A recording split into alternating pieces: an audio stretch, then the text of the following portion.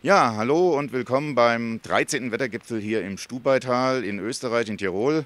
Ja, das Wetter ist diesmal zwar winterlich, es liegt schon viel Schnee in den Alpen, aber es ist regnerig und insofern ein spannendes Wetter für über 50 Wettermoderatorinnen und Wettermoderatoren, die sich hier im Stubaital zu diesem Wettergipfel treffen, sich austauschen, sich kennenlernen. Aber das Wichtigste ist bei diesem Wettergipfel, dass sehr viele Live-Produktionen gemacht werden. Über 60 Live-Wettermoderationen werden hier gesendet während des Wettergipfels für 40 TV-Sender und es werden ca. 80 Millionen Zuschauer erreicht hier vom Stubaital.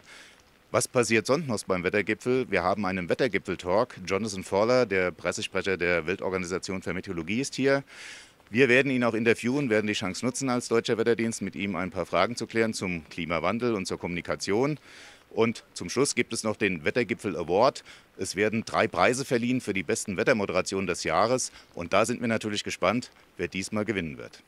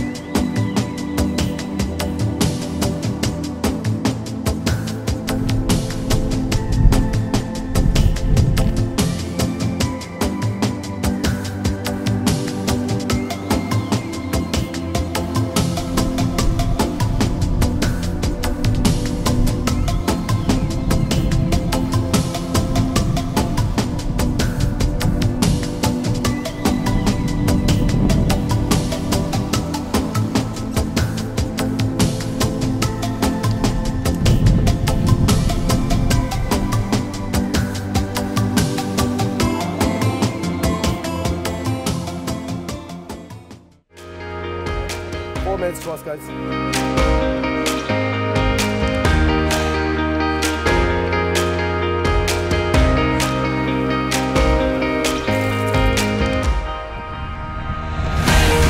Hallo und herzlich willkommen zum Wetter aus dem Stubaital.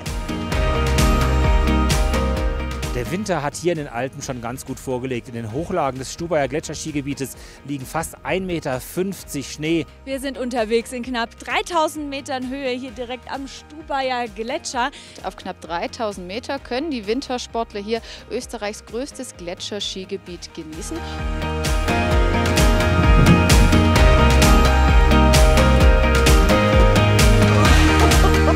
Staan we in de sneeuw? Ja, dit wel.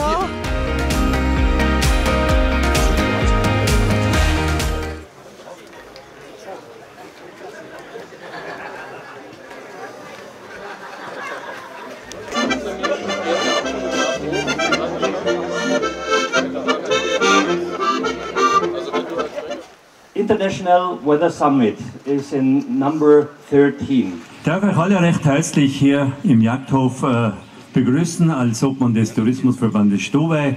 Und es freut uns ganz besonders, dass ihr alle zu uns gekommen seid, dass der Wettergipfel jetzt zum 2. Mal im Stubaital nach 2016 ist.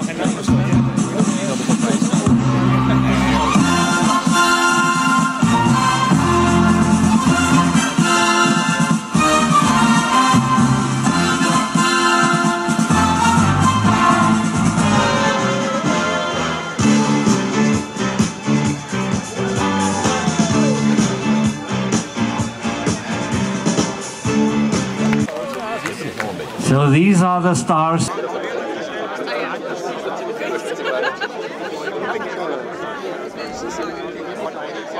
Zum Wölchen!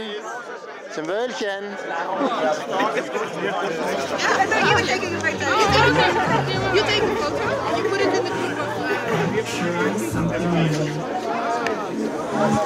Just have a look. Perfect, and now, ladies and gentlemen, with the flags, come on! Come on, people! Weather Summit 2019! Thank you! Thank you very much! Where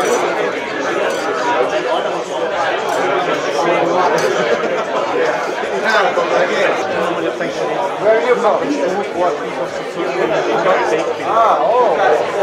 So it's just to give you some background about myself. I was formerly working in the media, so I kind of come from your world partly. I've been in the United Nations system for 5 years now. But as I said, I've only been in the World Meteorological Organization. It was to explain a little bit about how we in the World Meteorological Organization view this, that if you're looking at this fantasy weather forecast from the French channel TF1, this was supposed to be in 2050. Perhaps the most recognizable face of meteorology is the weather presenter. These professionals have both the knowledge and credibility to engage and educate the public, and they play a key role in alerting people to extreme weather events.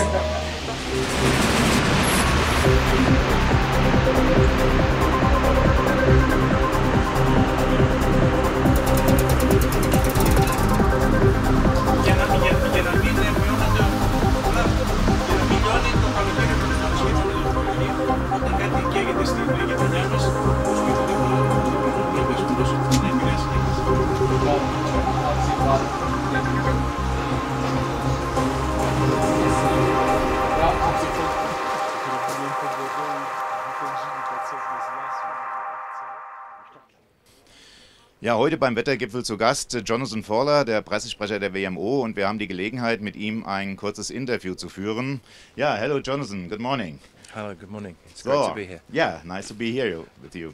So, in the last October you had to have a mountain summit in Geneva by WMO, and the picture there was created that mountains water is a very important resource for global freshwater. What will be happen with climate change to these towers of water, and what could be the consequences for humans and nature?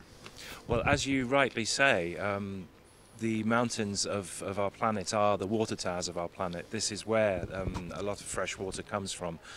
Needless to say, you know, with melt, the melt of glaciers, for example, and the snow coverage in the mountains, that actually creates large potential problems because, I mean, for example, in the recent heat wave, if we're here in the Alps, but when you consider the recent heat waves across Europe, Switzerland, over the course of 15 days, lost the equivalent of 1 year's drinking water consumption melted from the mountains. Now, in countries with plentiful water down in the valleys, that's less of a problem, but when you're looking at countries where there's immense water stress downstream, that is extremely important because it places huge stress on communities. And then there are other challenges, of course, that are inherent in the melting of glaciers and snow coverage in mountains because of geological instability, changing uses for communities that actually derive economic value from the mountain areas, and potential risks like, for example, flooding downstream. How could we communicate the risks that climate change bears so that everyone could understand it?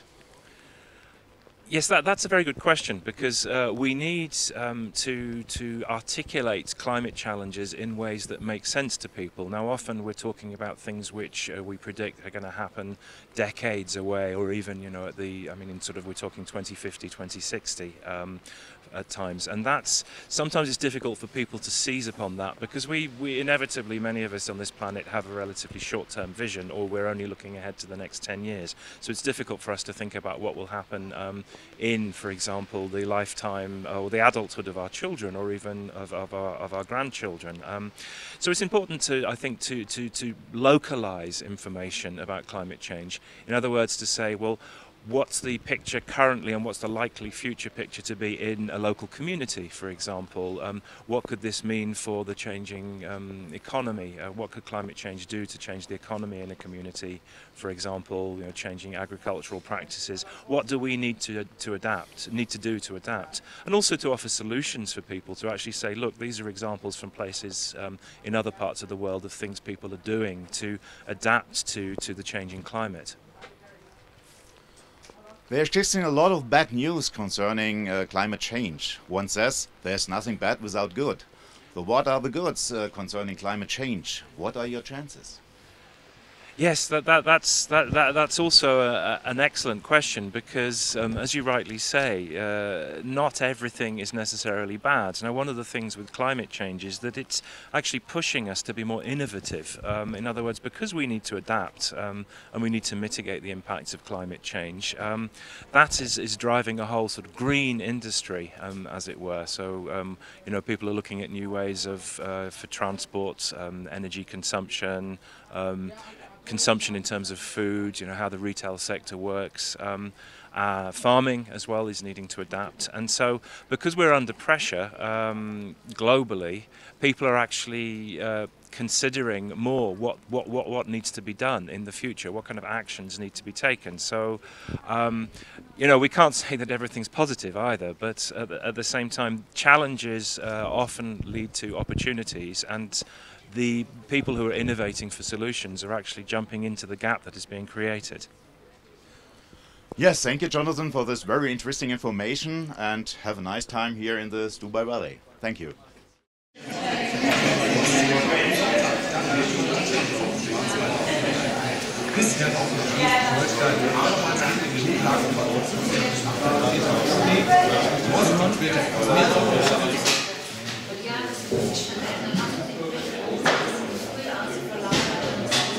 Internationaler Wettergipfel, und zum ersten Mal ist auch ein Vertreter der World Meteorological Organization, der Weltorganisation der Meteorologie, bei uns vor Ort, Jonathan Fowler. Ich wechsle kurz auf Englische. Hello Jonathan, how are you? I'm great. Herzlich willkommen hier in meiner Videokolumne Alex Extrem, und zwar nochmals vom Internationalen Wettergipfel im Stubaital in Tirol in Österreich.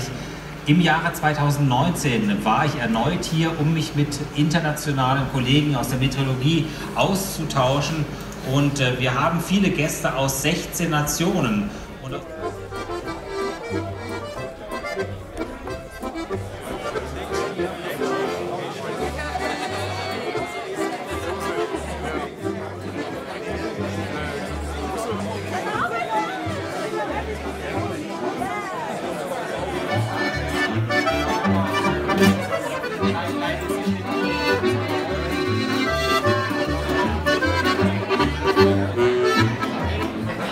Pay attention, and the sockel, so the base of this is made of Tyrolean stone pine wood. So reportage 2019 is Wetter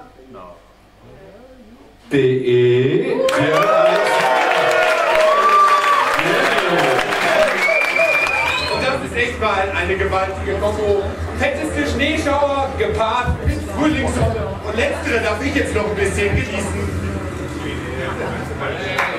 Thank you all. I'm very, very glad. Es ist echt schwer. It's very, very heavy. Thank you. A clear winner this year for best outdoor weather, including forecast for TV2. Denmark. Let's come up here.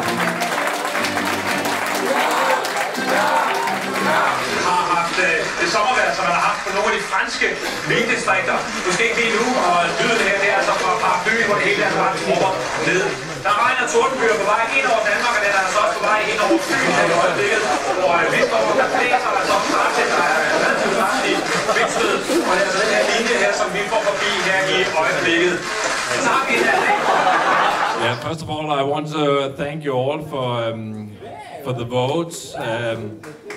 And it was a very, very bad day for the production, but I think the spectators out there and you today should think it was a very funny day.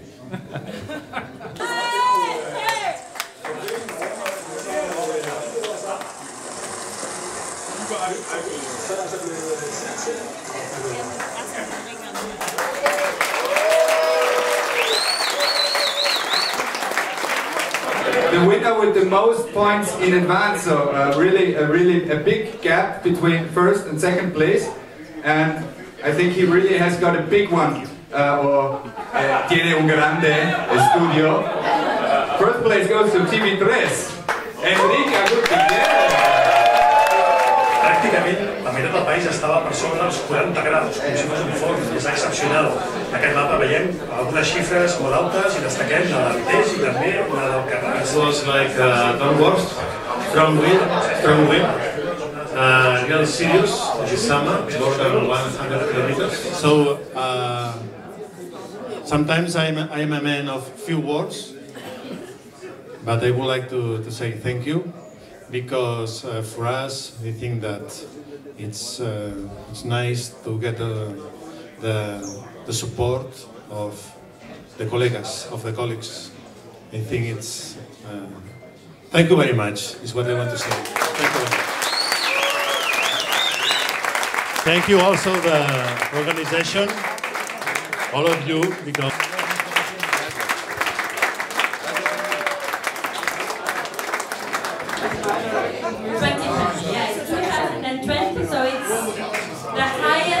and there is one more question left. When and where do we see again? Next year? Hopefully all of you. So,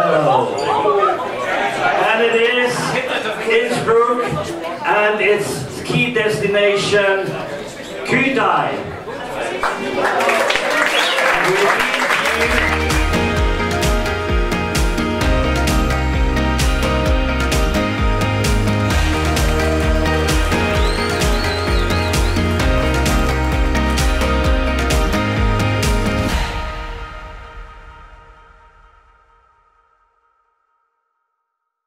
Deutscher Wetterdienst. Wetter und Klima aus einer Hand.